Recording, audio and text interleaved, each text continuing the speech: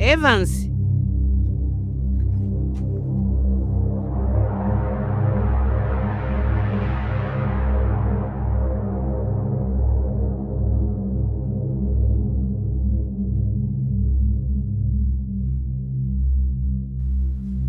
Evans. Evans. Evans. Evans.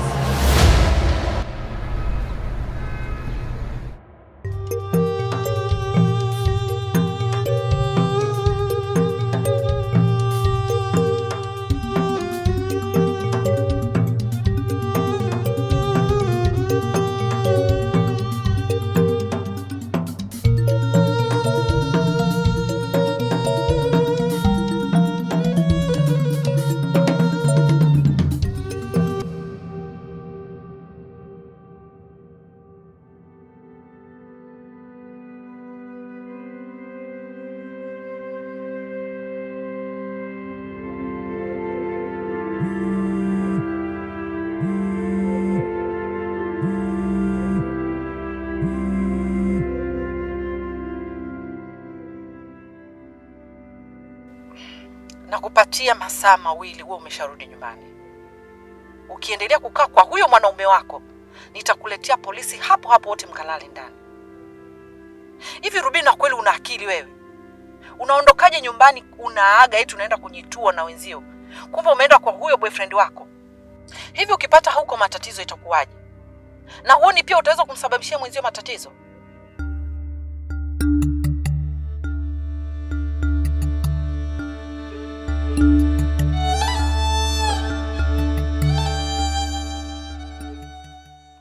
Ninachojaribu kujiuliza hapa ni kwamba kama huyo mwanaume anakupenda kweli, kwa nini asije nyumbani kujitambulisha ili tuweze kumtambua? Wewe naona unanitafuta mwanangu. Unanitafuta tena, unanitafuta vibaya na umesahau kipigo changu. Sasa endelea kuikaa huko, alafu uone nitakachokufanya kitu gani. Narudia tena, nakupa masaa 2 uwe umesharudi nyumbani, mjinga mmoja wewe.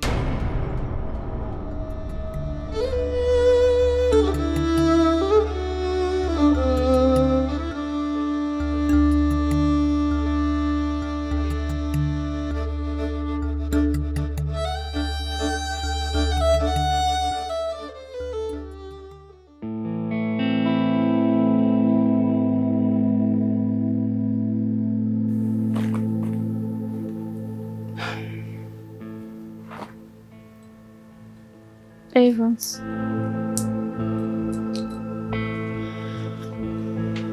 Mamangu ni mtata sana. Yaani ni mtata, ni mkorofi. Hapa amenipigia simu nisiporudi nyumbani ashindwe kuja na mapolisi na wanasheria. Afu najua kabisa yule ni mwanasheria. Acha tu mimi niondoke. Tutakuja kukamatwa hapa, tutakuwa hata na kitu cha kufanya. Rubina. Yaani hivi ninavyozungumza na wewe, nahisi bibi tayari atakuwa ameshamaliza kujiandaa kwa ajili ya safari. Kwa sababu mimi nimeongea naye, nimemuelesha vizuri na amefurahi sana. Kwa hapa ni kesho tu atakuwa ameshaingia hapa mjini. Kesho kutwa tunakuja kwenu. Tunajitambulisha na mambo mengine ya ndoa yanaendelea. Na hicho ndo kitu ambacho mama anachokitaka. Yaani hataki kitu kingine zaidi ya wewe na bibi yako mje nyumbani mjitambulishe, lakini mimi acha niondoke. Acha mimi niondoke, mtanikuta nyumbani. Sio sikuendelea kubaki hapa Evans.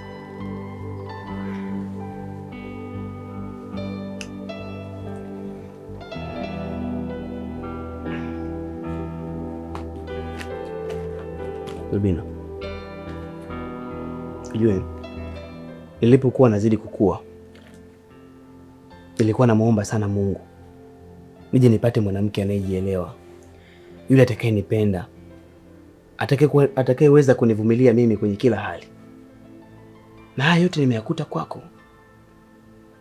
Kwa hizi siku 2 ambazo nimekuwa na wewe hapa nyumbani, nimegundua kwamba wewe ndiye mwanamke wangu wa maisha. Ndio maana mimi nimeamua kumuita bibi kutoka kijijini kuja hapa tukajitambulishe kwenu ili mambo mengine yaendelee ya ndoa. Na kuona kuwa mke bora kwangu. Na mimi najiona kuwa mume bora kwako.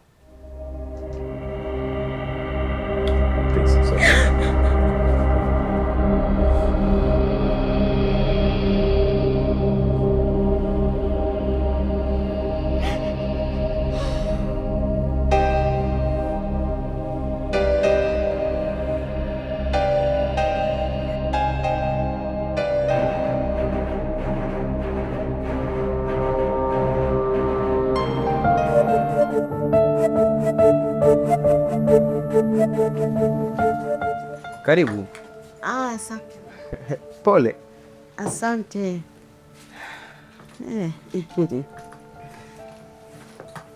Ui. Aisee, ili joto litaniua mimi mwaka huu jamani. Bibi, kwamba Sumbawanga kuna baridi sana msimu huu? Hapana, joto lipo, lakini sio kama hili. Hili limezidi. Zoea tu.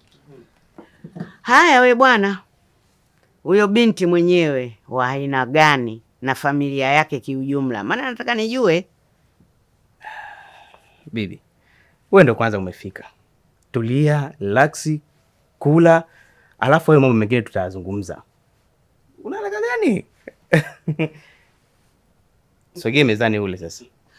Sawa, nitasogea huko mezani mjukuu wangu. Na hicho chakula umepika wewe?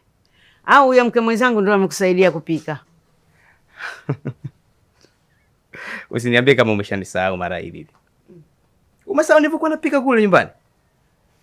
Sogea mezani. Alafu kishakula iko chakula ndio utajua ni mkono wangu au na huyo mgeni wetu. Sawa.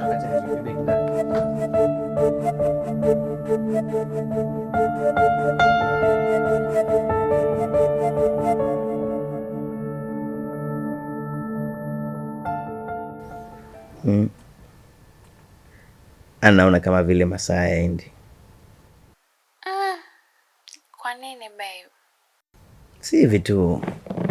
Yaani nitamani siku ya kesho ifike mapema tulimalize hili swala. Mimi pia nishaongea na mama na kesho haendi kazini. So atakuwepo nyumbani kwa subiri. Vizuri kumbe. Basi huku bibi alipofika tu akala, akaoga, sasa hivi amepumzika.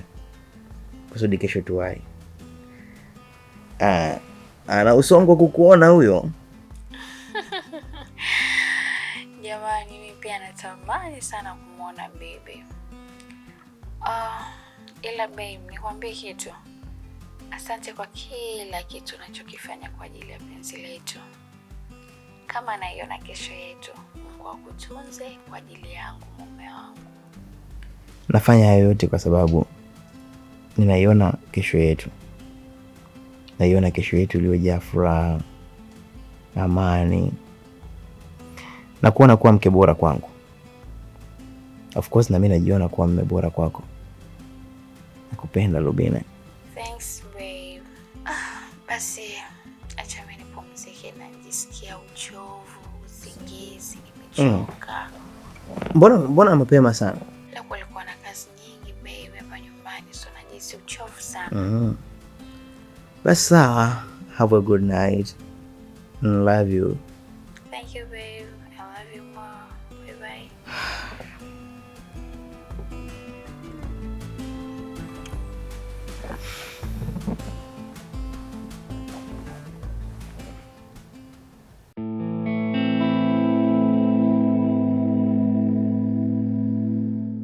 We Vansi bwana, toka twende tunachelewa.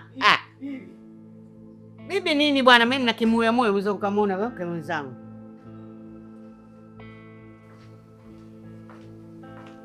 Unataka nifike pale nimekaa vibaya? Ushaamka mapema, umeshajiandaa kwa kitu? Sasa mimi nitalala ndani na mijioto yote hii. Niko sawa? Niko sawa. Mimi. Uko sawa na mimi pia niko sawa. Sasa sikiliza Evans, nikuulize mjukuu wangu, maana hapa tuelewane. Unajua jana nilikuuliza kitu wewe kuhusu huyo binti wa aina gani na familia yake ikoje, maana nataka nielewe vitu mapema, ni muhimu kujua ujue. Kuhusu familia yake sijaijua vizuri kiundani, ila juu tunajua kwamba Rubina anaishi na wazazi wake wote wawili. Ana baba yake, ana mama yake. Mama yake ni mwanasheria. Na kuhusiana na yeye Rubina mwenyewe, mimi mahusiano yetu tumejuana naye muda kidogo, tangu tulipokuwa chuo huko. Sawa. Je, unapenda kutoka moyoni kwako? Asa bibi, kweli ningekutoa kijijini nije huku twende kwa tukajitambulisha? Unajua naongea hivyo nina maana. Mimi nataka moyo wako uweke pale moyo unapotaka, na kisha usafiri na mwanamke ambaye anapenda kusafiri na wewe. Sio mtu tu anataka safari lakini hana upendo, hiyo inakuwa ngumu. Au unamuoa tu kwa kumuhurumia, itakuwa sio nzuri. Ndio maana nimekwambia hivyo. Unajua, katika safari ya ndoa ina mambo mengi sana. Ina upendo, ina huruma, ina hekima, ina kuheshimiana, yaani mambo mengi. Alafu mimi ninachopenda, mjukuu wangu, wewe yule ni binti wa kwanza, ni mke wako wa kwanza wa ujana. Umpende, tena umpende kweli kweli. Mwanamke wako wa ujana anatakiwa kupendwa, kuenziwa. Unanielewa? Bibi, yani kuhusiana na hilo ondoa shaka. Yaani yule ni mwanamke wangu ambaye nimekuwa nikimuota siku zote. Nilipokuwa nilikuwa natamani kuja kuishi na mwanamke wa aina yake. Mpaka nimefikia umri huu, nataka kuoa. Yule ndo mwanamke wa ndoto zangu. Basi kama ni hivyo ni sawa mjukuu wangu, na maana ya kukuuliza. Yaani zina saa ambazo unazizungumza, natamani atutoe pamoja na Ruby na azisikilize. Haina shida. Basi mimi niko tayari, tuondoke. Yeah.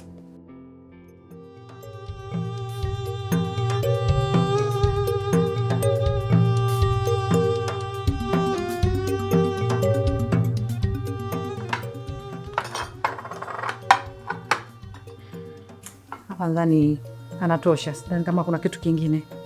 Hapa mama, tushamaliza. Wakija watakula tu haya matunda, then chakula baadaye. Na matunda mengine watakuta kwenye chakula. Yeah.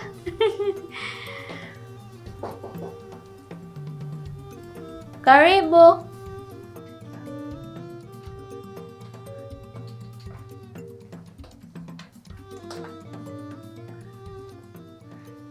Karibuni sana jamani.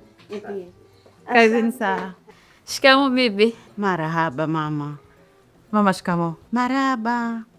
Shikamoo mama. Marabu, jambo. Si jambo. Karibuni sana. Haya, asante, tunashukuru. Karibu mkae.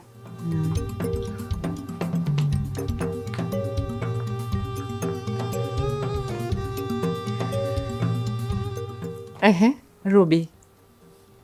Tambulisha basi wageni. Nilidhani tunamsubiri baba. Anyway, ngoja niendelee na utambulisho. Mama, hawa ndo wageni wetu, na huyu anaitwa Evans, ndo kijana ambaye mara nyingi nilikuwa nikimzungumzia. Ningependa ajitambulishe yeye mwenyewe na amtambulishe mgeni ambaye amekuja naye. Yeah. Asante.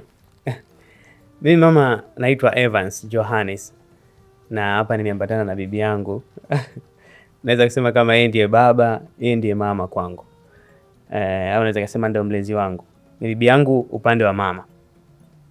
Yeah. Sawa kabisa. Basi karibu sana mama. Asante, nashukuru mama. Evans anaonekana ni kijana mzuri, mtanashati, mtulivu. Asante. Naamini pia hata mume wangu atamkubali na kuweza kuwa mume wa Ruby, labda Mungu akipenda, na tukaunganisha familia zetu. Nashukuru sana mama kusikia hivyo. Nashukuru kwa hilo. Basi hapa ndo umefika nyumbani, na mimi ndo mama yake Ruby. Ni mtoto wetu wa pekee kabisa. Naomba tu mnipe muda mfupi niweze kumwita pia babake aweze kuwatambua. Sawa mama, asante sana, tunashukuru. Asante. Sasa Ruby, basi wape visi. Sawa, hamna shida mama. Dakika moja.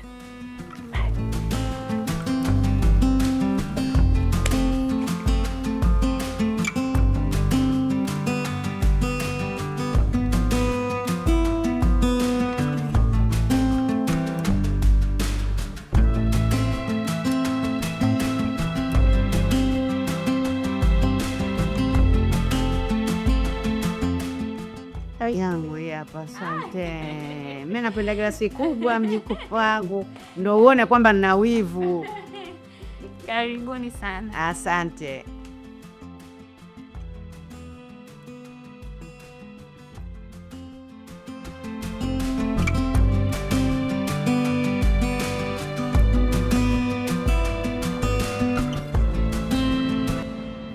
Huyu hapa ndo mume wangu, babake Ruby.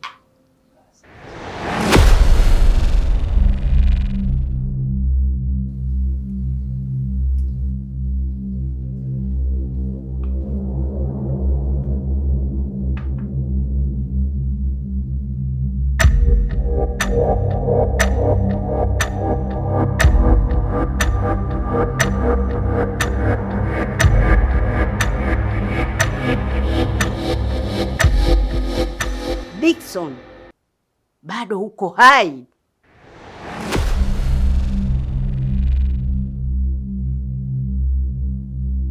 Mama,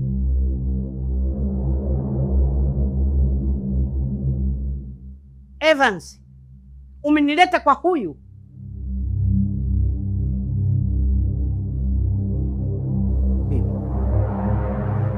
Amka twende. Kuna nini? Tuondoke. Twende nyumbani, nimekwambia twende.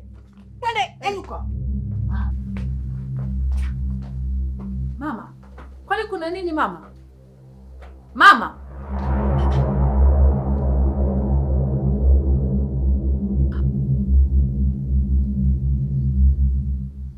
Dickson. Gabriel. Mume wangu, mbona sielewi? Sielewi.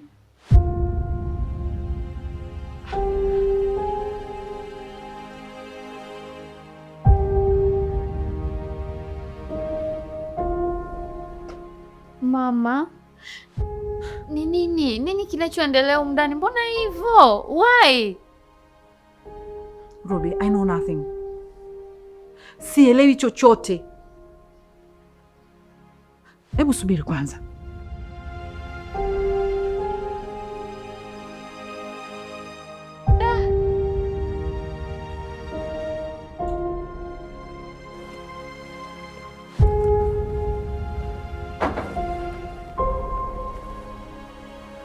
Dongo, nini kinachoendelea? Mama Ruby, hata mimi sielewi kinachoendelea. Nahisi yule mwanamke amenifananisha tu. Kuna kitu unajaribu kunificha. Yaani mtu atoke huko from nowhere akufananishe. Kashindwa kufananisha na watu wengine. Mtu mwenye akili zake timamu. No. Hebu kuwa mkweli. Please. Sasa nikufiche ili weje? Na nikufiche kwa faida ya nani, Mama Ruby? Nimeshasema inawezekana huyu bibi Kizee kuna namna tu amezeeka vibaya, kanifananisha na mtu tu kwa mtaani. Unataka nikuelezeje ili uweze kuamini? Yaani kukufananisha tu. Wewe uko wangapi mtaani yani hawezi mpaka akufananishe wewe? Ha? Hivi naingia akilini kweli? Hebu kwa mwazi bwana. Nimeshasema huyu mwanamke amenifananisha. Hata ukisikia tu majina yake Nixon, Dickson, Nixon, Dickson na Gabriel wapi na wapi, yaani hayo majina tu anavyoniita inatosha kabisa kukuonyesha kwamba kanifananisha mimi. Huyu mwanamke kanifananisha mke wangu. Sina namna nyingine ya kuweza kukufanya uamini. Au unataka nifanye nini sasa ili uamini? Gabriel, ni bora ungekuwa mwazi. Usijaribu kunificha chochote. Hii ndio nafasi yako ya kuzungumza. Ila labda nikwambie tu, siku yoyote nikigundua labda kuna jambo lolote, sitakusamehe na wala sitakuonea huruma.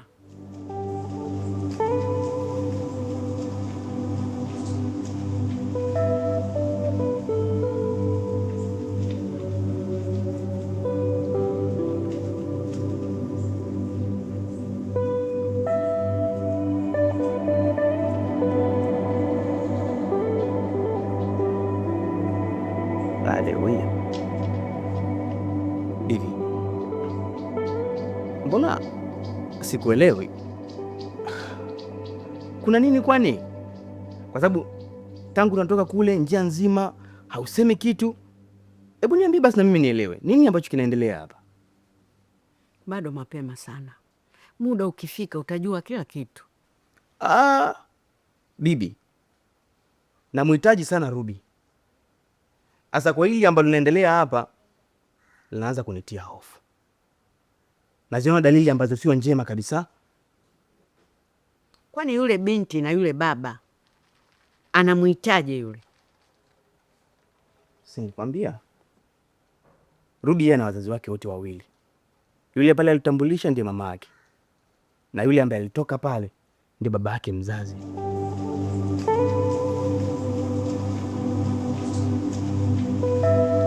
Kama hili unaoongea lina ukweli ndani yake, basi sitisha kabisa mahusiano na yule binti kuanzia sasa hivi.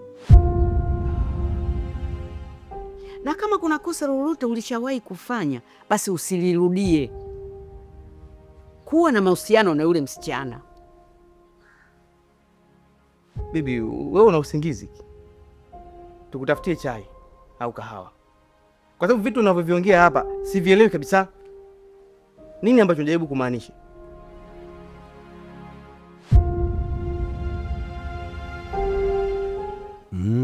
Mke wangu, naona sasa umeanza ile mambo yako ya kunitishia tishia Amani, kuninyima furaha, unifanya hapa nyumbani nione sio sehemu ya mimi kukaa nikawa salama, nisifurahie kuwa nyumbani, si ndio? Unanifanya niwe mtumwa nyumbani kwangu. Usinitishie mke wangu, usinitishie. Sitaki matatizo na wewe. Niache nifanye kazi zangu kwa amani, nifanye mambo yangu kwa amani, maisha yetu yaendelee vizuri. Ila isiwe neno, hata hilo nitalifanyia kazi. Mama Ruby, uwe na siku njema na kazi njema pia.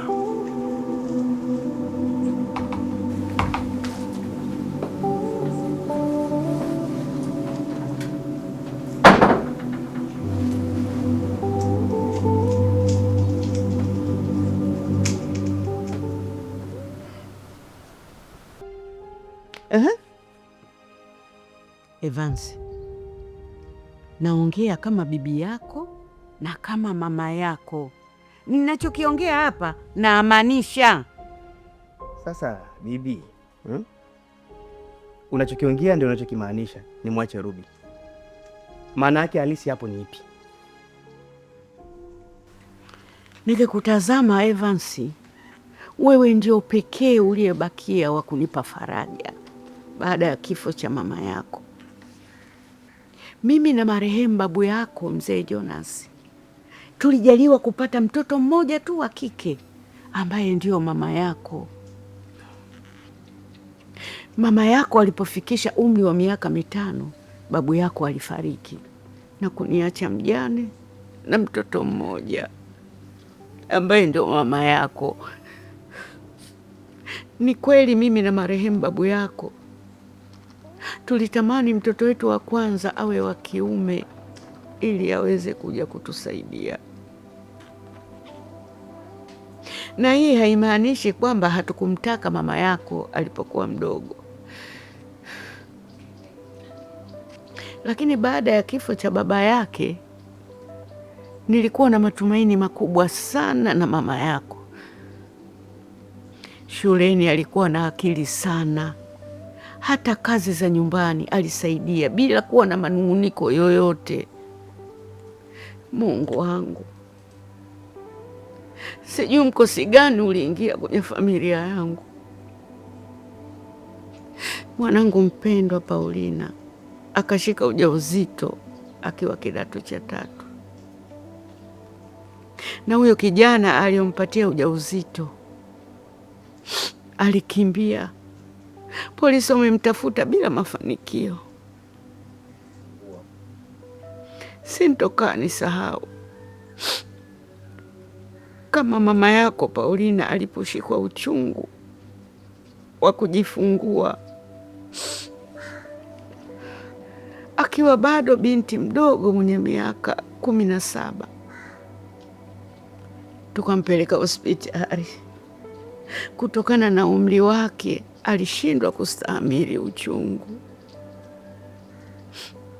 Daktari akaniambia mtoto yupo salama, lakini mama yake amepoteza maisha. Evans, mjukuu wangu, kitu pekee kilichobaki kama ukumbusho kwangu ni wewe. Leo baada ya miaka mingi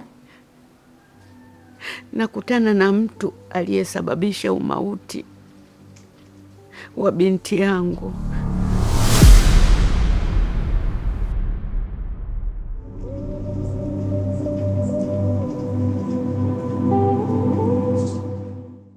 Rubina, kwani wale ni kina nani? Dadi, wale ni wageni ambao nilitaka kuwatambulisha. Oh. Kwa hiyo yule kijana mama yake ni yule bibi? Hapana, yule sio mamake mzazi.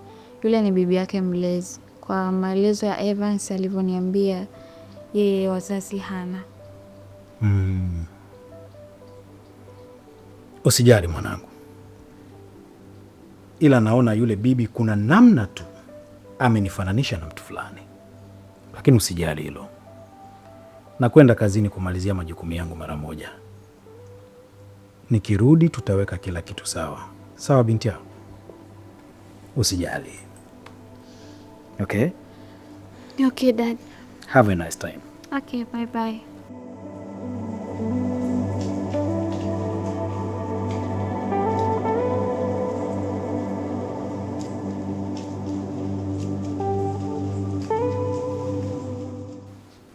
Evans, mjukuu wangu, yule ndio baba yako mzazi.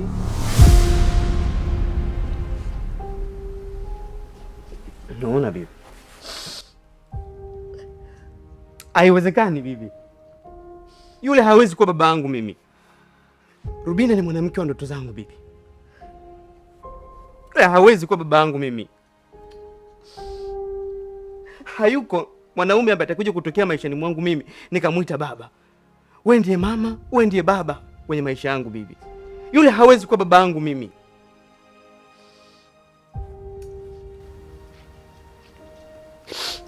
Yule binti ni mdogo wako, haifai kuwa mke wako Evans.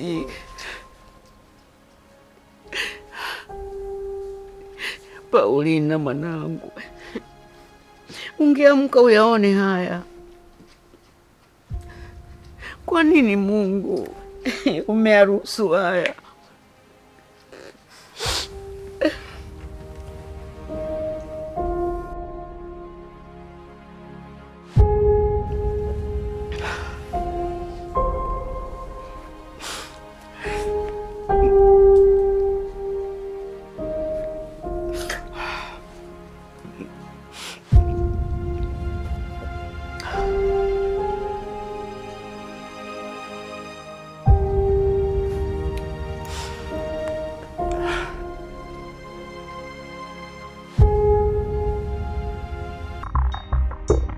Ndugu yangu Sikombe, huwezi kuamini mke wangu alipokuja kuniita chumbani kwamba kuna wageni pale sebuleni. Kitendo cha kufika tu sebuleni hivi na kumwona yule bibi, I say, nilichanganyikiwa, nikatamani kama ardhi ingepasuka hivi nikatumbukia huko, nikajificha kwa muda. Kwa hiyo binti yako yeye mwenyewe anasemaje? Sikombe, hata sikumbuki binti yangu anasemaje, kwa sababu wakati naongea naye nilikuwa nimechanganyikiwa kabisa. Unajua, ni miaka mingi sana tangu nimemwona yule bibi, na kwa taarifa nilizokuwa nimezipata, binti yake Paulina ambaye mimi mwenyewe nilimpa mimba alijifungua mtoto wa kiume na kwa bahati mbaya alifariki. Sasa ninachohofia sana isije kawa yule mtoto wa kiume ndo huyu Evans anayetaka kumuoa binti yangu Ruby. Lakini kinachonipa hofu zaidi, vipi kama huyu bibi akimwambia mke wangu kwamba mimi nilimpa binti yake Paulina mimba akiwa mwanafunzi, ikamsababishia apoteze nafasi yake ya masomo akapata ujauzito na kupitia ujauzito akafariki, na bado nikawa nimemtelekeza mtoto. Kama unavyojua Skombe, mke wangu mimi ni mwanasheria, wewe unamfahamu vizuri. Ni mwanasheria mwaminifu, amesimama hivi, amenyoosha rula. Ninavyomjua mke wangu Mama Ruby, hawezi kuniacha salama, hawezi kuniacha salama. Brother, hii kitu kinanipa hofu sana. Huu ni mtihani sasa. Labda nikwambie kitu, tafuta njia sahihi ya kulitatua hili. Hakuna njia nyingine, lazima utafute njia ya kutatua hili jambo. Skombe, ndio maana mimi nimeamua kukutafuta wewe kaka, ili unishauri nini cha kufanya. Mwenzio nimechanganyikiwa brother, siko sawa, siko sawa Skombe. Sikiliza Gabriel, kesho mapema kutana na yule bibi, mkae mzungumze, sawa? Kama ili jambo lile la siri baina yako na yake. Skombe, mimi sikatai wazo lako linaliafiki kabisa, lakini ndugu yangu, vipi kama yule bibi akiamua kukomaa kwamba hataki maelezo yoyote, hataki mazungumzo na mimi, amesimamia msimamo wake, nini kitatokea? Sasa hapo akishindwa kukuelewa, fanya kile kitu ambacho unaona unakiweza mbele yako, ili wewe kunusuru familia yako pamoja na shughuli zako. Sawa bwana? Kaka, kipi hicho? Hiyo status yako lazima uilinde kwa hali na mali. Mtu asikuchafue, atakuharibia huyu mama. Shua anakwambia, usipopambana atakuharibia. Nimekuelewa kaka, na imani utanisaidia. Tuko pamoja. Tafanyia kazi mawazo yako. Sawa.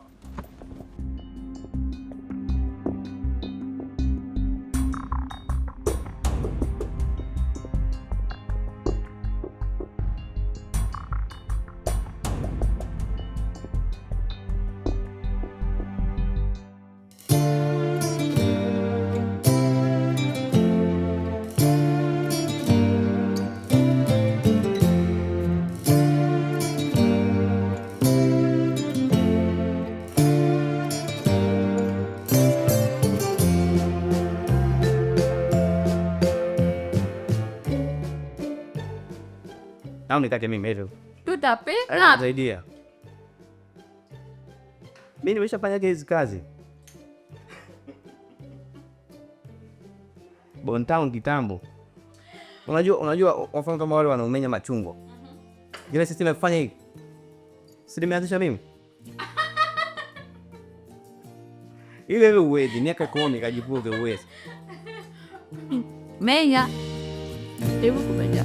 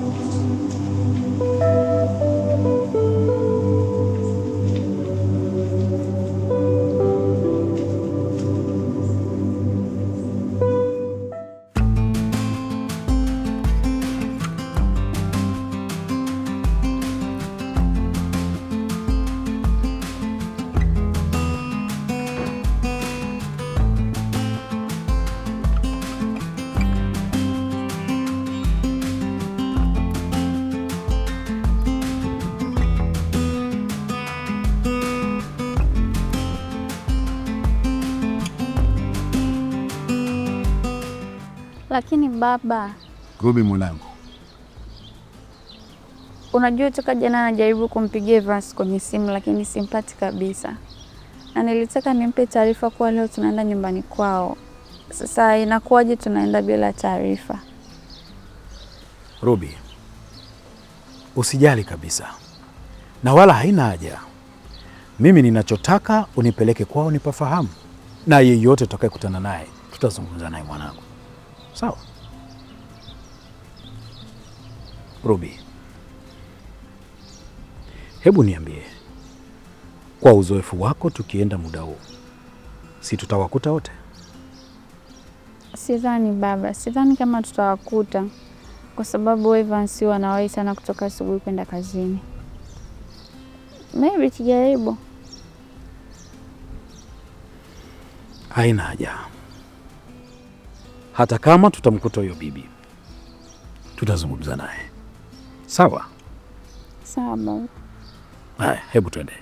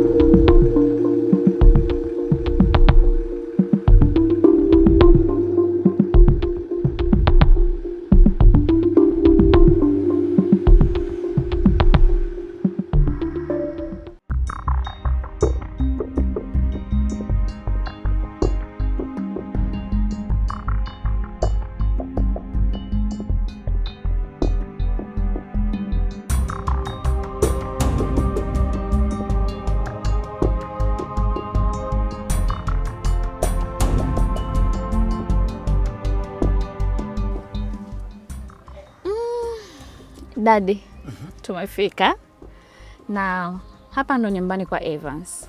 Okay. Hapa? No, geti hili hapa ambalo tunaangaliana nalo. Okay. Yes.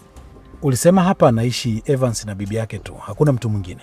Evans anaishi na bibi, lakini kabla bibi hajaja, Evans mara nyingi yuko peke yake. Hana hata mtu ambaye anaishi naye.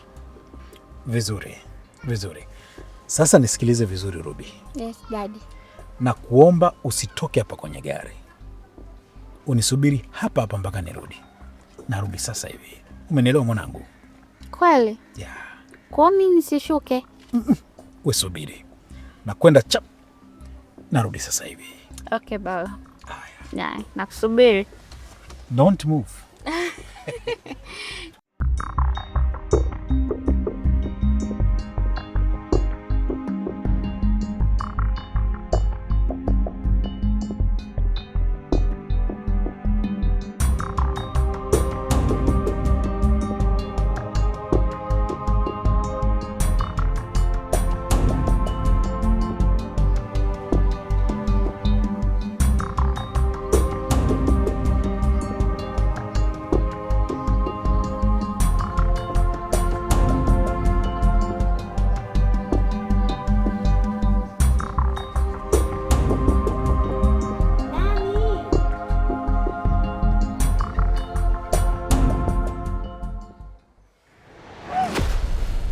Wewe mpaka huku tena?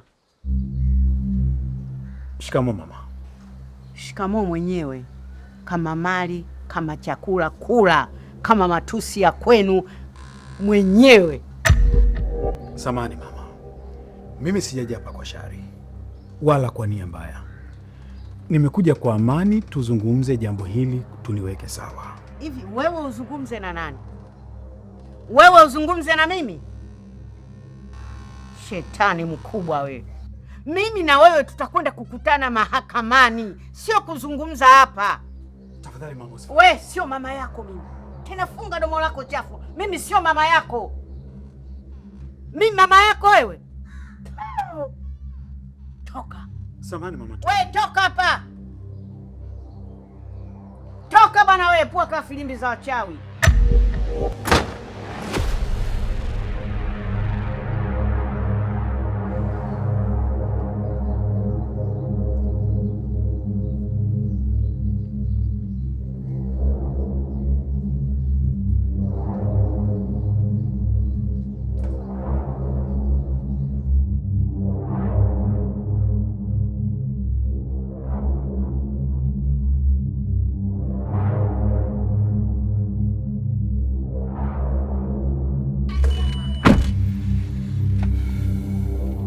Baba, mbona hivyo?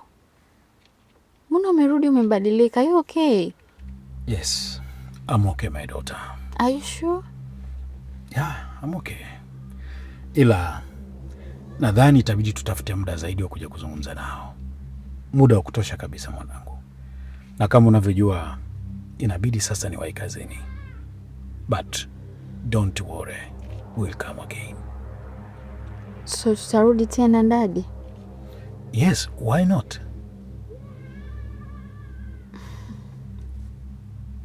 Ila mwanangu, nakuomba sana usije kumwambia Evans kama tumekuja hapa. Jambo hili kwa sasa libaki kati yako wewe na mimi. Umenielewa mwanangu? Sawa baba, nimekuelewa. Vizuri. Sasa inabidi tuondoke. Okay, fine.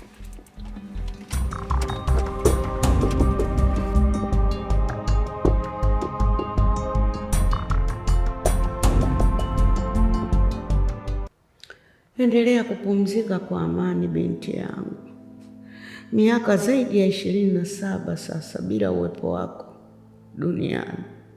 Kila ninapomtazama mwanao ulioniachia kama ukumbusho, nazidi kukumbuka uwepo wako. Sasa muda umefika mwanangu, kwa kumwadabisha yule ambaye aliyekusababishia umauti dhidi yako mwanangu, na kuahidi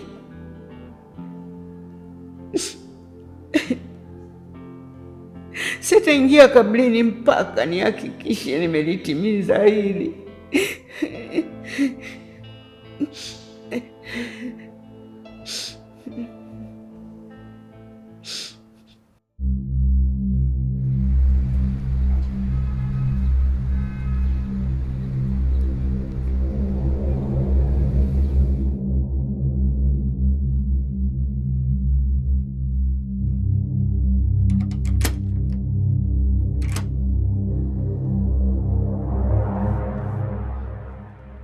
Evans.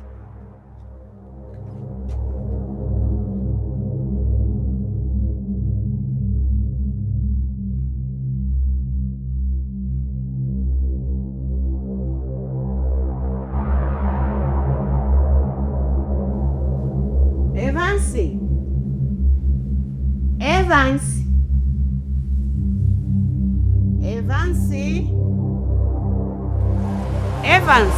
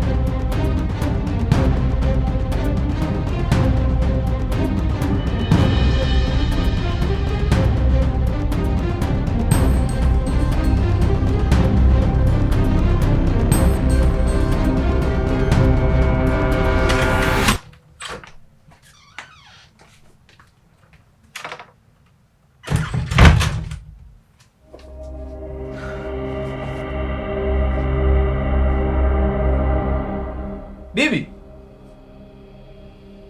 Wewe bibi.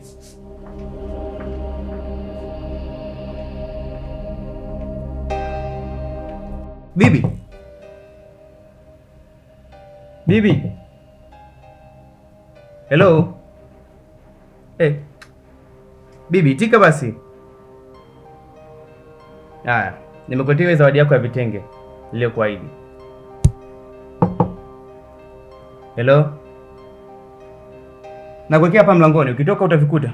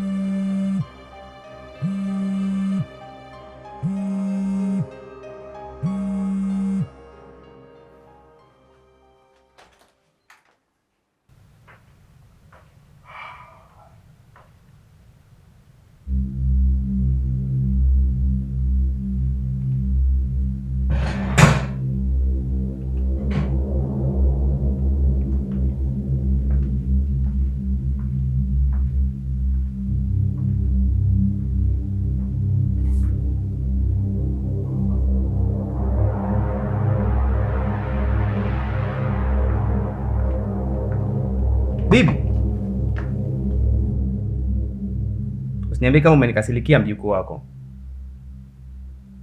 Alafu kama ni kuhusiana na lile swala kina Ruby, mimi nimekaa nimelitafakari. Kwa sasa hivi nimeamua kuwa upande wako.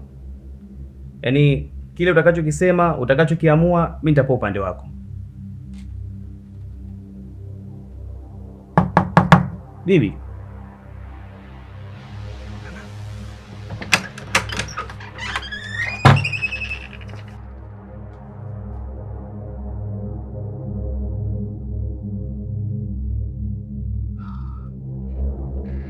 Bibi.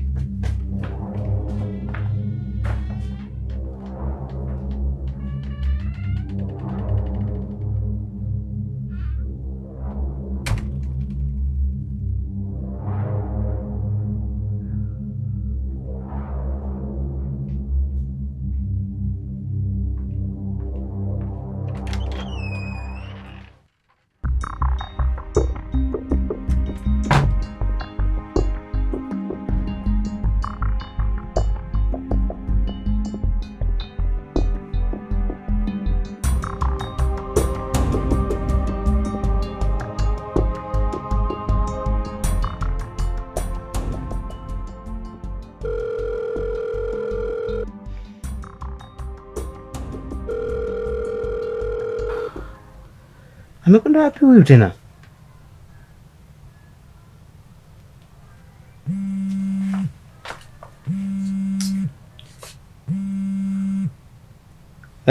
Ruby.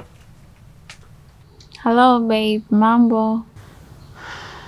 Mbona upokee simu zangu toka jana usiku? Why babe?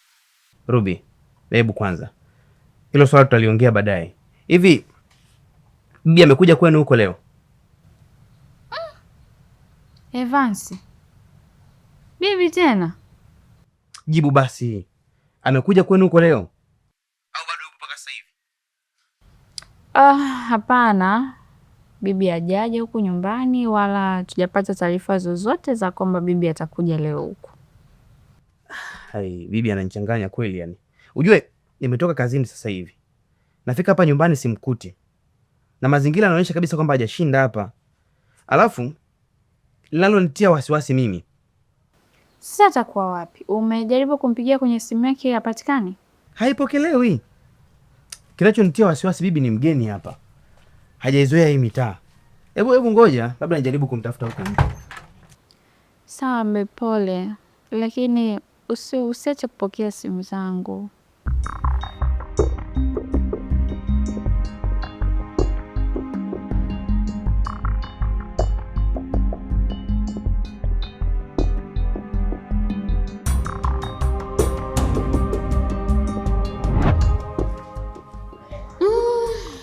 Daddy, tumefika na hapa ndo nyumbani kwa Evans. Okay. Hapa? No, geti hili hapa ambalo tunaangaliana nao. Okay. Yes.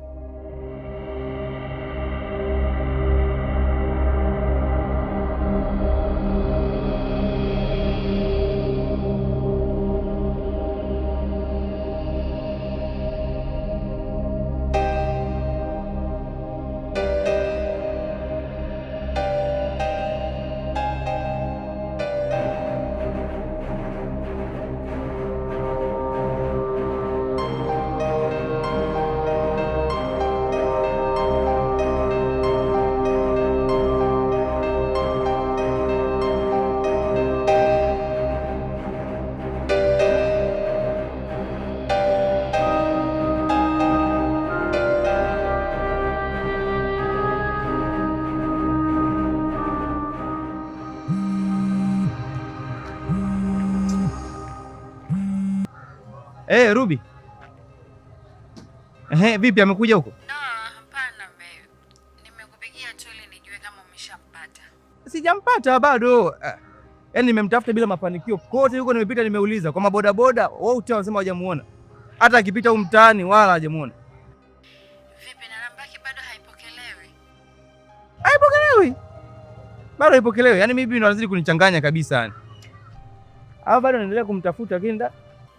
Maskini. Pole sana mbe, pole. Ila atarudi tu, tuwe na uvumilivu. Ngoja nimwage mama hapa nikufuate nije huku tusaidie kumtafuta. Sawa, sasa kumbuka. Kama unatoka nyumbani hapo mwambie mama hivi, kama bibi kitokea amekuja, basi atujulishe huko ikiwa kama wewe hutakuwepo. Sawa bebe, hamna shida, nitamwambia. Ukifika nyumbani niambie, mimi siko mbali na nyumbani.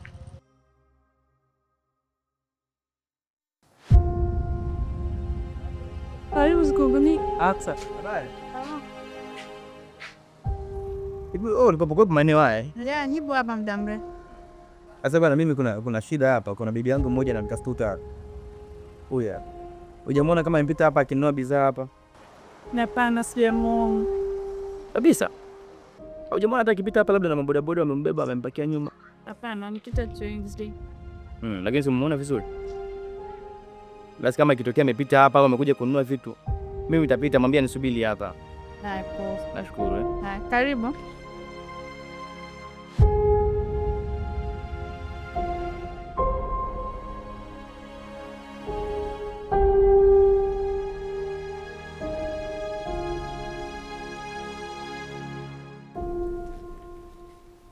Nilipofika nyumbani sikumkuta, na simu yake mpaka sasa hivi inaita bila kupokelewa. Na muonekano wake ni upi, mweupe au mweusi? Muonekano wake ni wa maji ya kunde, sio mweupe sana kupitiliza wala mweusi sana. Na kwa kawaida unavyomjua bibi yako anaongea lugha gani? Kiswahili sana, afu Kirua kidogo. Sawa. Nyumba anayokaa na namba? Mbezi ya Kimara, nyumba namba 21. Asante kwa ushirikiano wako. Sasa kama akipatikana kwenye doria yetu leo tutakujulisha. Na kama mtafanikiwa kumpata huko, toa taarifa huku.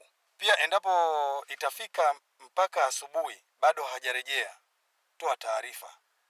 Tutafika hapo mapema sana. Nashukuru sana Panda. Haya, asante na poleni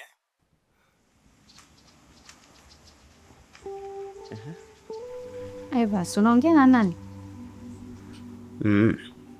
Imenibidi nipige simu polisi nitoe taarifa, ili kama kuna lolote litatokea usiku wa leo basi watujulishe kuhusiana na bibi. Okay. Ni wazo zuri, lakini kwa nini upokee simu zangu toka jana? Tatizo nini? Hivi mfano kama leo hii ukaambia uchague kati ya kuniita kaka au mume wako, ni lipi ungelifurahia zaidi? Evansi, swali gani hilo unaloniuliza?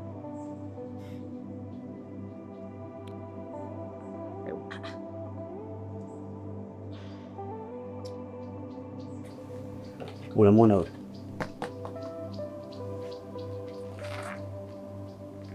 Huyu hapa huyu ndiye mama wangu mzazi mimi. Kwangu mimi ndiye mwanamke shujaa kwa kutokea kwenye ulimwengu. Alipokuwa kidato cha 3 alishika ujauzito na ndoto yake ya masomo ikakatishwa hapo. Mwanaume aliyempatia ujauzito akatokomea kusikojulikana. Bado asihusike kwa lolote.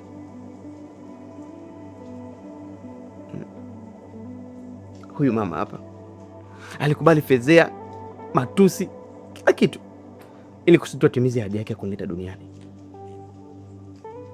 Baada ya kuwa ametimiza hiyo ahadi yake, kifo kikatili uhai wake. Mwanaume aliyempa ujauzito hajulikani aliko. Kwa miaka 27, miaka 27 nimeishi na bibi yangu kijijini, nikijisadia kama mtoto yatima. Ruby, nahisi kabisa Mungu alikusudia kukuleta wewe kwenye maisha yangu. Mungu alikuwa na kusudi na haya mahusiano. Mungu amekuleta kwangu wewe ili nije nikutane na babangu mimi. yule ambaye wewe unamuita baba yako, hata mimi nilistahili kumuita baba.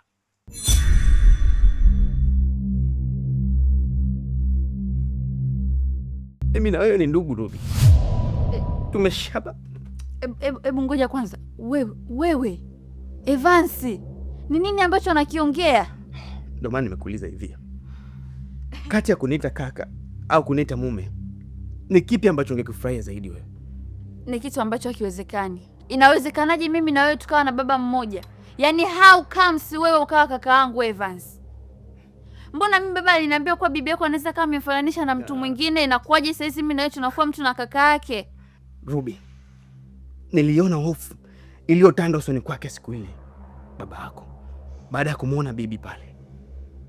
Alionekana dhahiri yule ni babangu yule.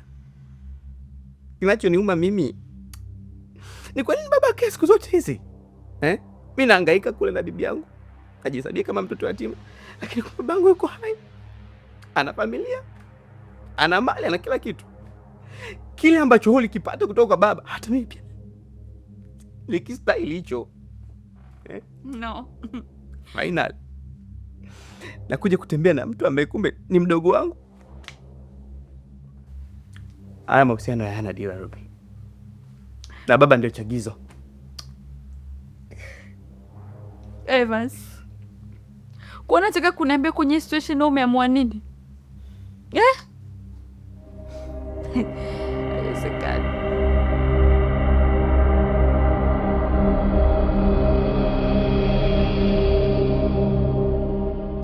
Sikombe, hebu nisikilize kaka, nisikilize tafadhali. Huku hali bado sio shwari. Yaani huwezi kuamini, tangu nimempa zile dawa mpaka sasa hivi hajazinduka kabisa, na anaonekana wala hana mpango wa kuzinduka. Uliniambia ndani ya masaa 3 atakuwa ameamka, ni zaidi ya masaa 9 bado amelala kaka. Hili jambo linanipa hofu sana. Hiyo sio hali ya kawaida kabisa, lakini endelea kumvumilia, lazima atazinduka. Kaka, atazinduka saa ngapi? Saa ngapi sasa atazinduka Ila kadri masaa yanavyozidi kwenda, kinachonipa hofu, anazidi kuwa baridi. Uoga wako huo tu. Mfunge kamba mikononi, mdomoni, weka ile plastiki ili akizinduka asiweze kufanya chochote, kwa usalama wako hapo nyumbani. Sawa kaka. Sasa nisikilize. Kesho naomba basi iwe mapema tuonane zaidi, ili tumalizane na hili bro. Sawa kaka? No! Evans, haiwezekani ukawa kaka yangu. Never!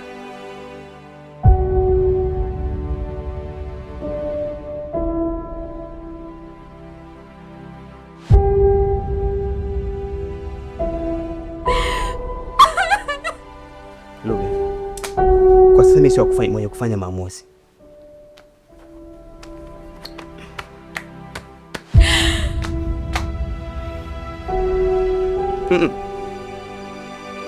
Ruby, ni usiku sana sasa hivi, huwezi kwenda kokote. Please. Nabaki hapa nafanya nini kama wewe ni kaka yangu? Nabaki hapa na happy Evans. Usiniambia wewe ni kaka yangu. Inawezekanaje? Sasa bibi ndio aliyesema hilo. Niache. Tulia, kaa hapa. Tumsubiri bibi apatikane. Tumtafute. Tutakapompata yeye atakuja kuzilisha ukweli wote. No. Sio rahisi kama unavyofikiria. Sorry.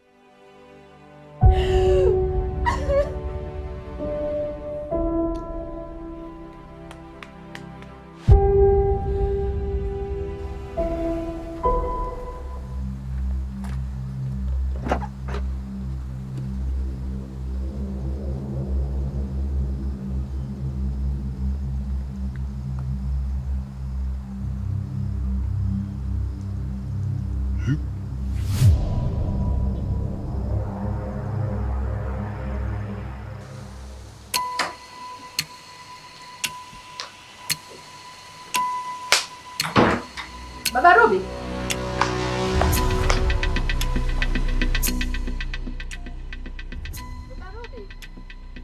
Baba Ruby.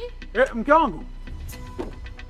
Nakuja sasa hivi, nilisahau chaja kwenye simu hapo, nachukua kwenye buti ya gari, nachukua mara moja. Mume wangu usiku jamani.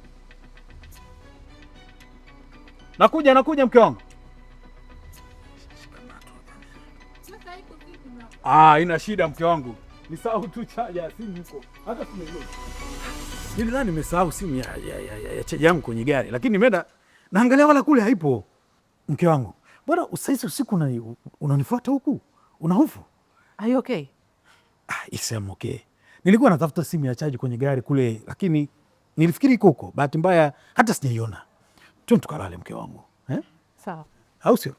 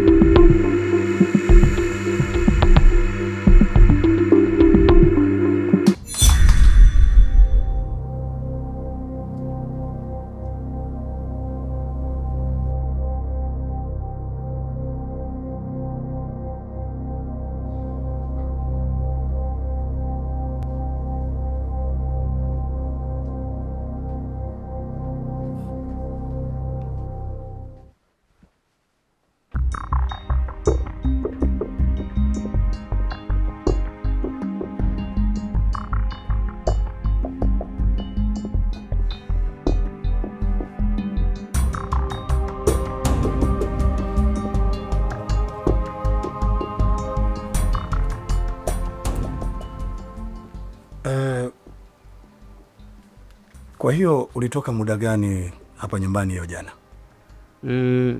Ilikuwa ni asubuhi mapema sana, mida kama ya 1:00 hivi kuelekea 1:30. Ulimwacha hapa nyumbani? Nilimwacha hapa na nikamsemesha, akanijibu, zeni mimi nikaelekea kazini. Ana muda gani toka afike hapa? Siku 2.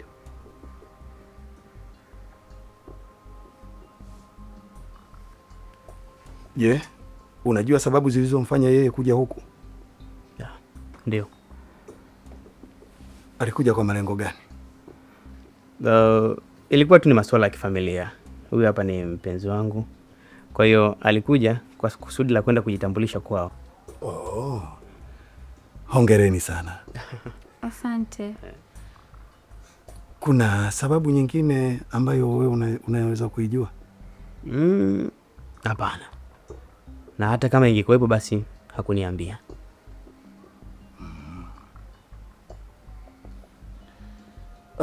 Na hii picha uliyoikuta chumbani kwake, huyu ni nani? Huyu ni marehemu mamangu.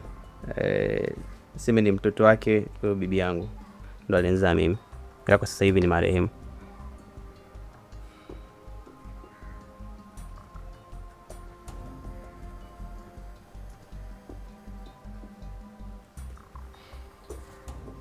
Basi sawa.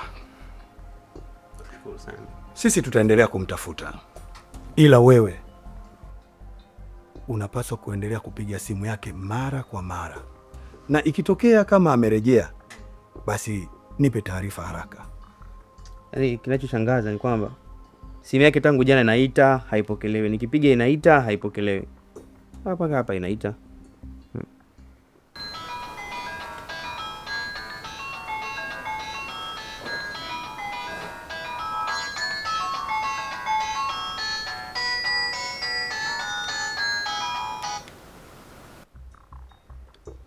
Amepokea. Halo. Halo? Mimi Evans. Yupo na bibi yangu hapo, hii namba ya bibi. Mimi natoka mara moja, naenda kwa Evans. Nataka nikamsaidie kumtafuta bibi, mpaka saizi ananiambia nyumbani haonekani. Oh, haya, sawa, lakini bibi akishapatikana, ruhusa kurudi mapema nyumbani. Si unajua tena baba. Hamna shida mama, nitai kurudi. Lakini Evans aliniomba pia in case bibi amekuja nyumbani, utupigie simu ili tuweze ku... Haina tatizo, nitafanya hivyo. Sawa? Haya mama. Okay, take care of yourself. Bye. Bye.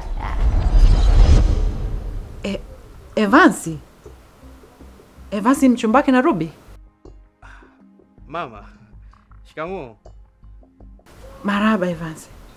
Hebu nikuulize, Ruby uko naye? Ya, nipo naye huku. Lakini mama, hii namba ya bibi yangu, amekuja huko?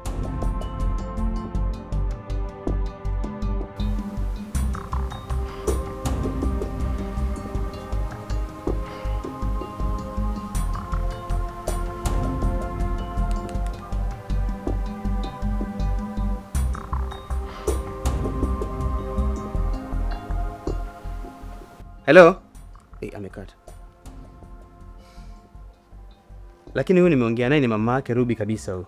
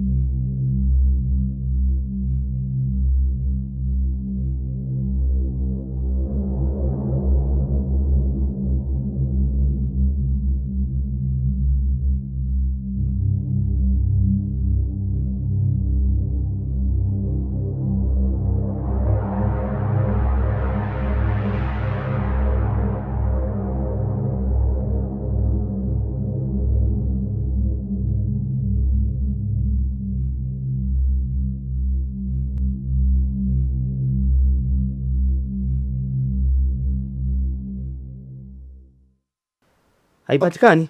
Sawa, haina shida. Tutoke sasa hivi tuelekee kwa kina Ruby. Twendeni nyumbani kwa Ruby. Sawa.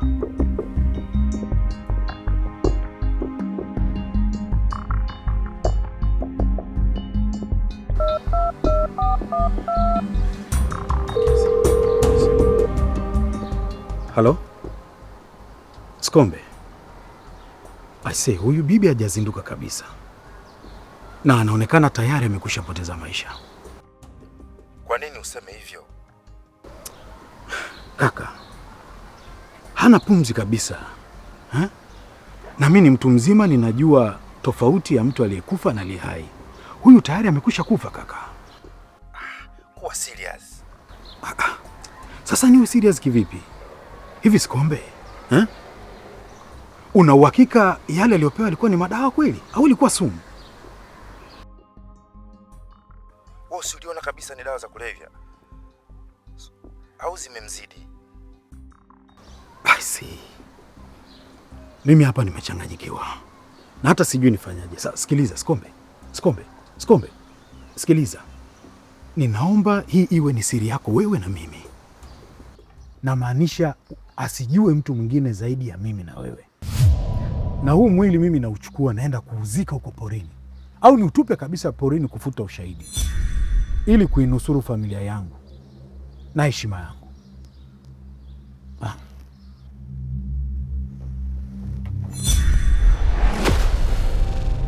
Umeua? Hapana mke wangu, sijaua. Gabriel, umeua? Naomba unisamehe mke wangu. Mama Ruby, naomba unisikilize. No. Usinisogelee. Kumbe naishi na wewe siku zote. Hapana, kumbe ni jambazi. Sitaki kuwa. Hapana Mama Ruby. Mimi sio jambazi. Tafadhali. Nimesema simama hapo hapo. Usinisogelee, usijaribu. Kabla sijakuitia polisi. Mama Ruby, tafadhali naomba unisikilize. Naomba jambo hili liwe ni siri yako na mimi. Nitakwambia kila kitu Mama Ruby. Please don't. Mama Ruby, naomba unisamehe mke wangu. No. Please don't. Namaanisha ninachokizungumza. Naomba nisikilize mke wangu. Nitakueleza ukweli wote mke wangu. Mama Ruby, ukweli ni kwamba huyu bibi mimi nafahamiana naye kwa miaka mingi sana, tangu tukiwa wote kijijini. Na mimi nilikimbia kijijini na kukimbilia mjini kutafuta maisha mapya. Nikalazimika kubadilisha kila kinachonihusu mpaka na majina yangu Mama Ruby. Na sababu ya kukimbia ni kwa sababu nilikuwa naogopa kifungo cha miaka 30 jela ya kumpa binti mimba mwanafunzi ambaye alikuwa ni binti wa huyu bibi. Muda mchache baadaye nikasikia Paulina alijifungua. Mtoto akawa salama. Lakini Paulina alifariki. Mke wangu, sijafanya kwa kukusudia. Nimefanya ili kuinusuru ndoa yangu na familia yangu. Gabriel, umeshaua tayari. Hii ni murder case. Sawa mke wangu, sawa mke wangu. Ni miaka 27 sasa imepita tangu nilipoonana na huyu bibi. Na huyu Evans anayetaka kumuoa binti yetu Ruby ni mtoto wa Paulina ambaye nilizaa naye. Na ni mjukuu wa huyu bibi. Mke wangu, ili hali mimi ni baba, nawezaje kuruhusu watoto wangu wawili wakaoana? Sijakusudia mimi mke wangu. Nimefanya kuinusuru familia yetu na heshima ya ndoa yetu. Nisamehe mke wangu. Mama Ruby, huwezi kubadilisha chochote.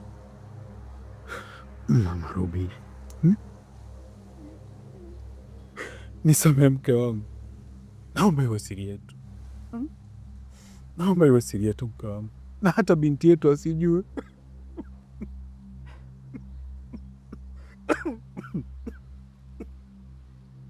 Nisamehe Ruby.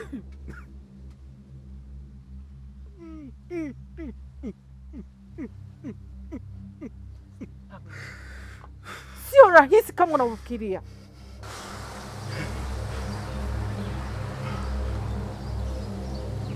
Mama, kwani kuna nini hapa? Oh,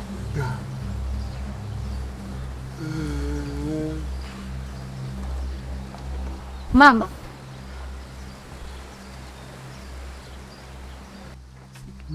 What?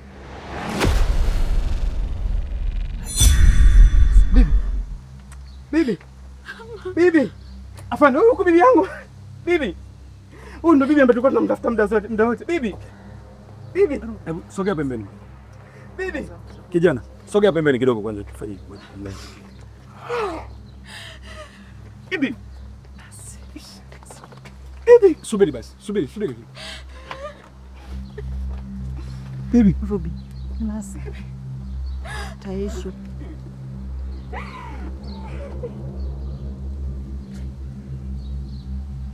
Bibi. Sikia Ruby. Mama. Sijagi.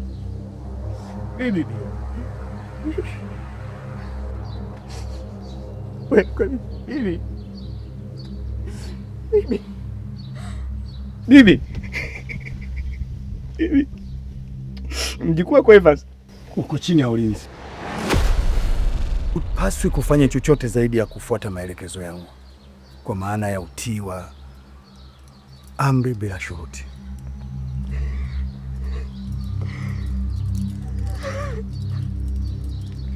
Bibi, nakuita.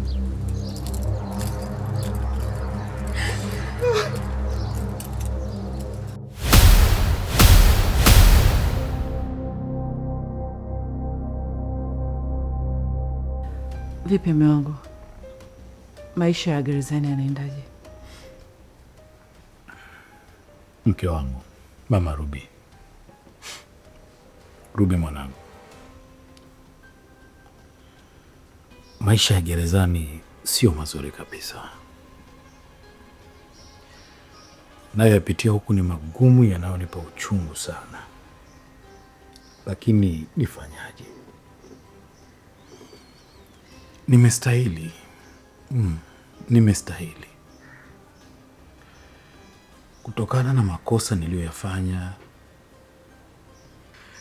kwenye kipindi cha maisha yangu huko nyuma. Najutia sana. Najutia sana sana. Mke wangu, Ruby mwanangu pekee, naombeni sana sana mnisamehe. Nisamehe mke wangu. Nisamehe Ruby mwanangu. Nimeidhalilisha familia. Najua. Nimeidhalilisha ndoa yetu. Nimedhalilisha na nafasi yangu kwenye jamii.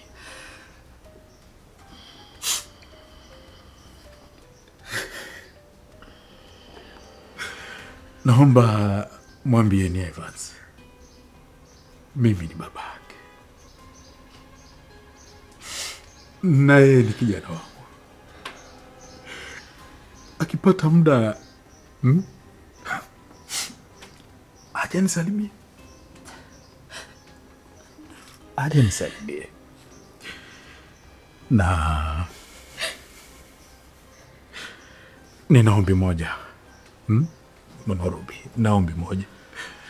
Naomba sana sana sana muishi na Evans kama ndugu yenu, mwana familia, na kama mwanangu pia. Na Mama Ruby, tafadhali mtunze sana sana sana Evans kama unavyomtunza binti yetu Ruby.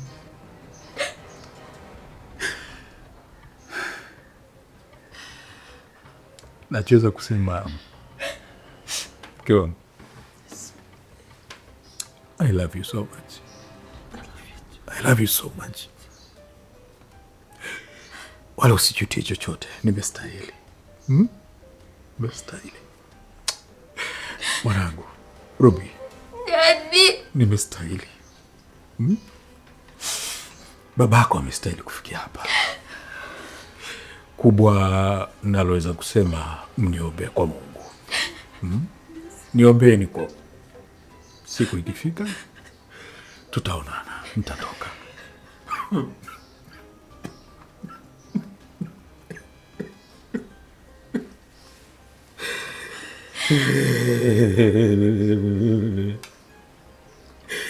I love you.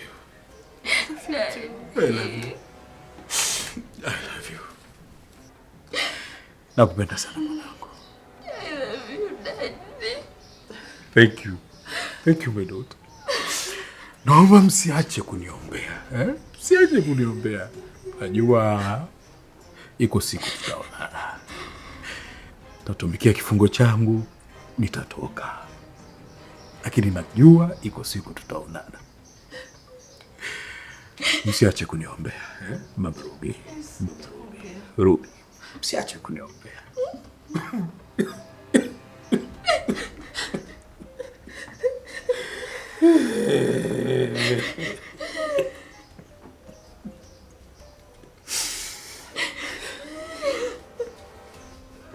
Asanteni kwa kuja.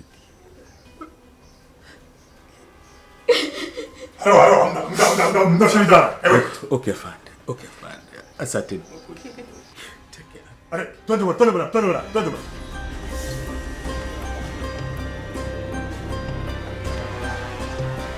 Mbaki sana.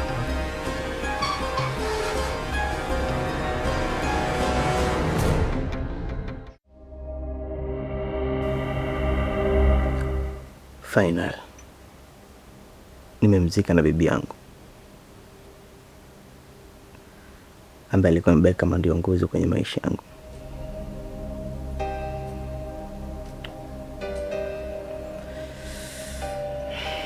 Alafu yule aliyestahili kunifuta machozi ndio huyo aliyekuwa chagizo mambo yote. Maisha.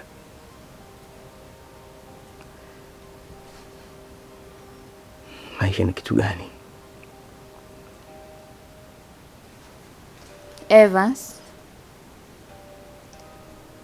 please, hebu acha kulia. Najua una maumivu mengi sana kwenye moyo wako, lakini unavyoendelea kulia, hata bibi huko alikuwa ananung'unika.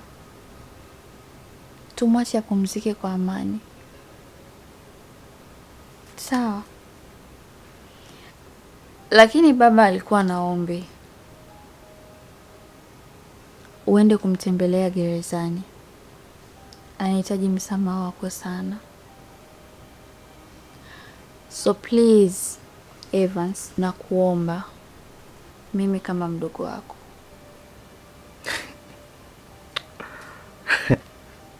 Yaani